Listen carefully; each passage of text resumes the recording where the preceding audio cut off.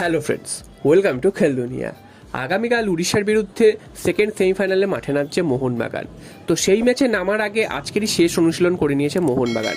তো সেই অনুশীলনে যেরকমভাবে প্র্যাকটিস করেছে সেটা দেখে একটা সম্ভাব্য দল কেমন হতে পারে সেটা তোমাদের জানিয়ে দিই। তো গোলে তো বিশালকায় থাকবেনি, এছাড়াও ডিফেন্সে কিন্তু ফোরম্যান ডিফেন্সই সম্ভবত খেলাতে পারে হাভাস, সেরকমই কিন্তু বোঝা যাচ্ছে। সেটা হচ্ছে একেবারে সেন্ট্রাল ব্যাকে থাকবেন আনোয়ার আলীর সাথে হেক্টর ইউসতে, দুটো সাইড ব্যাকে থাকবেন আশিস রায় এবং অন্য সাইড ব্যাকে থাকবেন শুভাশিস বসু, একটু ওপর দিকে থাকবেন অনিরুদ্ধ থাপা অর্থাৎ ডিফেন্সিভ ব্লকারের কাজটা করবেন, এবং দুটো উইং দিয়ে খেলবেন লিস্টন কোলাসা মনবীর সিং, এবং তার উপরে থাকবেন হচ্ছে জনি কাউকো, আর একেবারে উপরে অর্থাৎ স্ট্রাইকিং পজিশনে থাকবেন দিমিত্রি পেটাটসের সাথে জেসন কামিংস, কারণ আরমান্দ সাদিকু তিনি কিন্তু অফ থাকবেন। তো এটাই এইরকমই কিন্তু দল নামাতে পারে মোহনবাগান। এবং এরপরে সাহাল আব্দুল সামাদ খেলবেন কি খেলবেন না এটা নিয়ে একটা ধোঁয়াশা রয়েছে। তো যদি সাহাল আব্দুল সামাদ তিনি খেলেন সেক্ষেত্রে কিন্তু আমরা দেখতে পেতে পারি যে সাহাল আব্দুল সামাদকে হয়তো সাবস্টিটিউট হিসেবে নামানো হতে পারে, কারণ একেবারেই প্রথম থেকে নামিয়ে দেওয়া হবে সেরকমটা কিন্তু নয়। তো আজকের অনুশীলনে কিন্তু সাহাল আব্দুল সামাদকে দেখা গেছে পুরো দমে তিনি অনুশীলন করছেন। এছাড়াও দিমিত্রি পেটাটসের একটা চোট লেগেছে বলে শোনা যাচ্ছিল, তিনি ফিট আছেন কিনা এটা নিয়েও সমর্থকরা অনেকটা চিন্তিত ছিল। দিমিত্রি পেটাটস কিন্তু ফিট রয়েছেন, তিনিও কিন্তু প্র্যাকটিস করেছেন এবং কালকের ম্যাচে তিনি প্রথম থেকেই খেলবেন সেটাই কিন্তু জানা যাচ্ছে।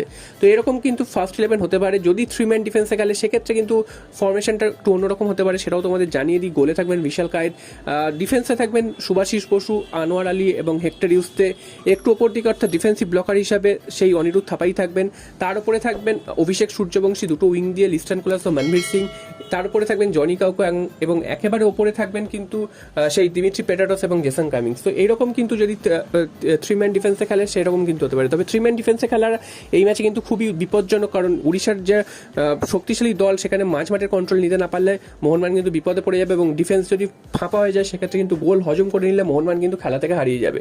তো হাভাস যেটা জানিয়েছেন সেটা হচ্ছে মোহনবাগান 90 মিনিটেই কিন্তু খেলা শেষ করতে চায়, যাতে এক্সট্রা টাইমে খেলা না গড়ায় সেটাই কিন্তু চেষ্টা করবে, অর্থাৎ 2 গোলের ব্যবধানে জিততে চাইছে মোহনবাগান, সেরকমই কিন্তু হাভাস জানিয়েছে, যাতে এক্সট্রা টাইমে না গড়ায়। যদি 1 গোলের ব্যবধানে যেতে তোমরা সবাই জানো যে তারপর এক্সট্রা টাইমে যাবে, সেটাও তো ফয়সলা না হলে সেটা কিন্তু টাই বেকারে যাবে।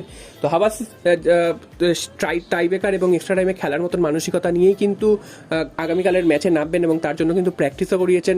টাই বেকারে গেলে যদি ম্যাচ যায় সেক্ষেত্রে টাই বেকারেও প্র্যাকটিস করিয়েছেন, এবং এক্সট্রা টাইমে 120 মিনিট খেলার মতন দক্ষতা যাতে থাকে সেটাও কিন্তু করিয়েছে, কারণ এই যে আবহাওয়া রয়েছে এই মুহূর্তে আবহাওয়াটা কিন্তু খুবই খারাপ, এত গরম তার মধ্যে এত ঘাম হচ্ছে। তো এইরকম আবহাওয়ায় কিন্তু 120 মিনিট খেলে যাওয়াটা খুবই চাপের। তো দেখা যাক শেষ পর্যন্ত সেই ম্যাচটা তুলে নিয়ে আসতে পারে কিনা মোহনবাগান, এবং 60,000 দর্শক সমর্থন পাবে মোহনবাগান, এটাও একটা মোহনবাগানের অ্যাডভান্টেজ যেটা মুম্বাই ম্যাচে পেয়েছিল, যার ফলে মুম্বাই কিন্তু পুরো কেঁপে গেছিল। তো উড়িষ্যাকেও কাঁপিয়ে দেওয়ার পালা মোহনবাগান সমর্থকদের। তো সমর্থকদেরও কিন্তু একটা বাড়তি দায়িত্ব থাকবে সারাক্ষণ চিৎকার করে উড়িষ্যাকে ভয় ধরিয়ে দেওয়ার।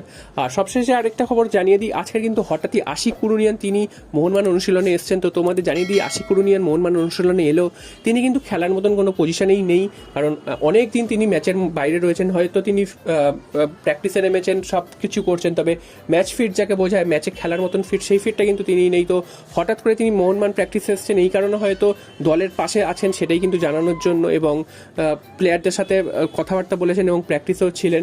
তো তার কিন্তু খেলার সম্ভাবনা এই মুহূর্তে নেই আইএসএল এ। এই সিজন তো শেষই প্রায় হয়ে গেল, কালকার সেমিফাইনাল আছে, তারপর যদি মোহনবাগান উঠতে পারে ফাইনাল সেক্ষেত্রে ফাইনাল। তো এছাড়া কিন্তু আর খেলার সম্ভাবনা নেই, অর্থাৎ আমরা কিন্তু আশিক কুরুনিয়ানকে নেক্সট মরশুমে মোহনবাগানের জার্সি গায়ে প্রথম থেকেই খেলতে দেখতে